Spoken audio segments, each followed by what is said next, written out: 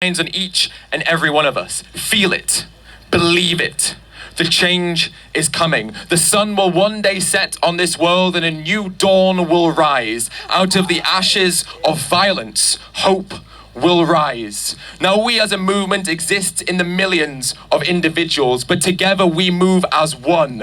And as one, we cannot be stopped. We will not be stopped. And these industries, the ones who exploit others, they feel what we feel, and they fear it. And they fear us. And they should fear us. For every single day, our numbers grow stronger, our conviction grows harder, and that change becomes ever more inevitable than it was the day previous. And they fear us because they know that we will not stop fighting, that we will never take a day's rest, and we will never take a day's break until the animals are liberated from the shackles that our species has imprisoned them within. But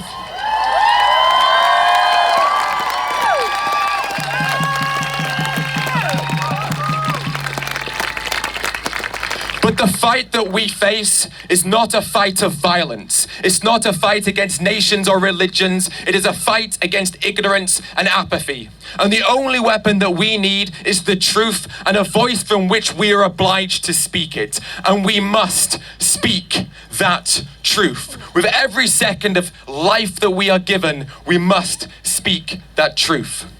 The world that we want, that vegan world, exists out there in front of us in the palm of our hands. And all we have to do is reach out and take it.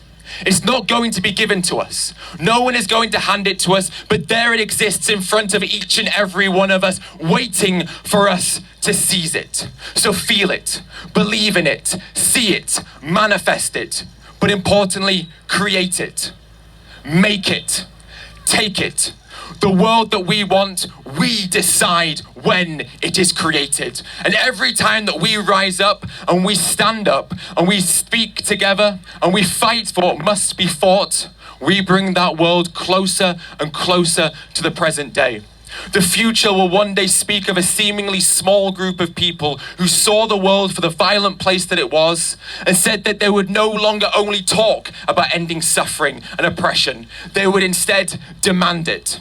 And the future will see that that small group of people grew larger and larger and larger until one day their demands were met.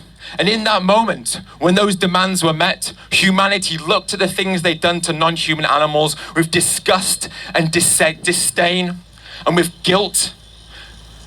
And they said, non-human persons, the lives of non-human persons should be treated with the same value and respect that we assign to our own lives. In that moment, we will realize that non-human persons place a unique value on their life in the same way that we place a unique value on our life. Now I want to talk about a place that I visited last year, one of the many hellholes that exists on this planet.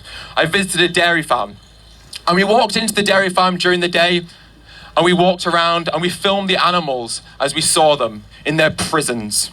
And we came across a pen, and in this pen there was a mother and the mother's baby. Now the farmers knew that we were there. They'd seen us, and they didn't seem to mind about us being there. And they told us they were going to take the baby away from their mother. And now we knew this is what happened in the dairy industry. We knew that every single calf that was born was taken away from their mother, normally within 24 to 72 hours of birth. And so we were faced with a dilemma. Do we leave or do we stay? Now we could leave and pretend that that suffering didn't exist.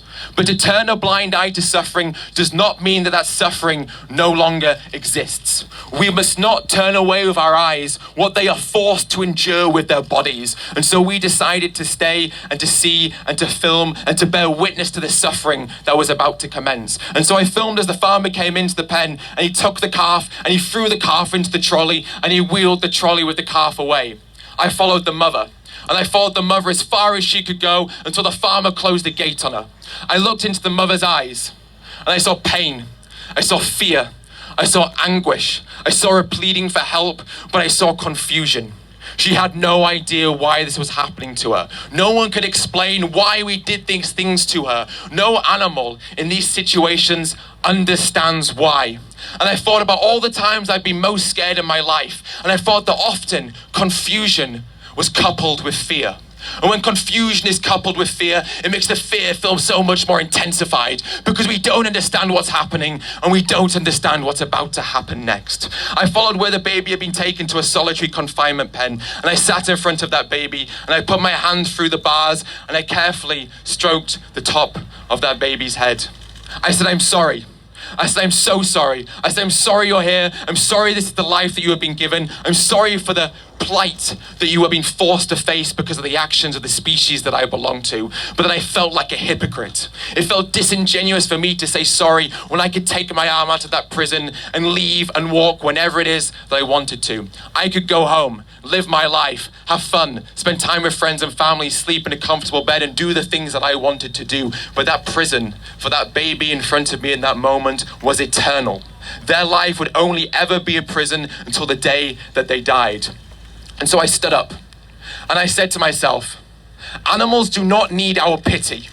They do not need our words and they do not need our sorrow. Pity will not save these beings. These animals need us to fight and stand up for them and take action. And so I said to myself, I need to be held accountable for the actions that I make in the future so that when I leave here today, I don't just go about my ordinary life. That when I leave here today, I remember the plight of that animal and I never forget the plight of that animal.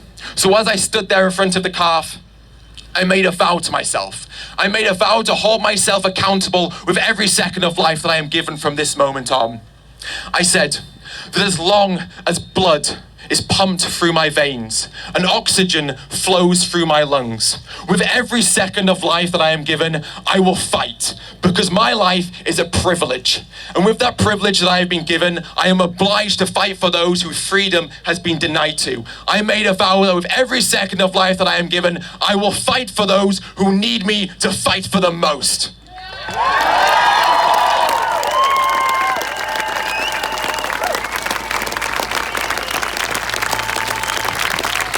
And so I ask you now, when you leave here today, will you stand up proudly? Will you hold your chest up proudly and hold your head up high? Will you stand up? Will you speak up? Will you defiantly walk towards the road of animal liberation? Our life is not just our own.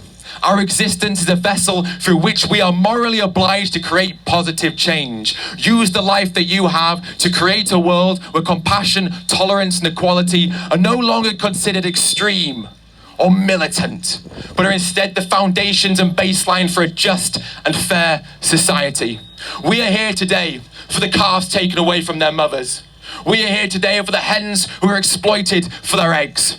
We are here today for the chickens who are exploited and murdered for their flesh. We are here today for the pigs who are locked in farrowing crates. We are here today for the lambs on the way to the slaughterhouse. And we are here today for the millions upon trillions of animals who are mercilessly dragged out of the ocean. The marine animals who are killed without any dignity or respect. We're here today for all the animals tortured in laboratories, for all the animals abused and tormented in zoos and circuses and aquariums. We're here today for all the animals who are plucked and sheared and skinned and murdered for their flesh, their feathers, their fur and their wool. We're here today for every single animal who is commodified, mutilated, exploited, used and murdered at the hands of our species. So will you make that vow? Will you pledge to fight with every ounce of strength that you have, to fight with the freedom that you have, to make sure that those who are denied their freedom will one day in the future have the freedom that they deserve? Because that's the vow that I made to that calf. I said that although I cannot save you in this moment, I will fight to make sure that a future exists where no other animal will have to suffer in the same way that you are today. Now, what lies ahead of us will not always be easy. We will feel pain. We will feel anguish. We will feel despair. And we may even feel hopelessness. These industries will spread lies. They will try to scam people. They will try to deceive us. They will question our integrity. They will question our individual characteristics and our motives. And they will try and drag our image through the mud to try and make us no longer credible. But we have one thing. The truth. And that is all that we need For too long.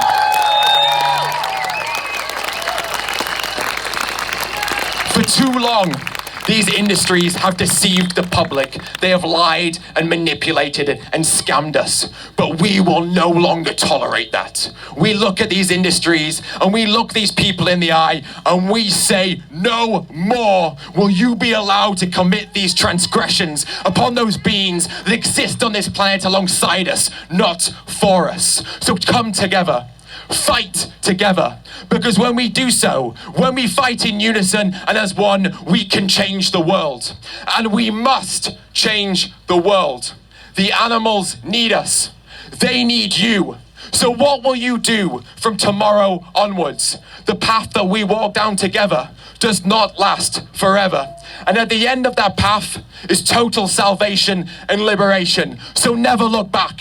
Only ever look forward and defiantly march as fast as you can towards the end of that road to ensure those animals who are screaming in terror in this very second, to ensure that one day their screams will be silenced, not because of knives, but because of liberation. And so I ask you this one final question.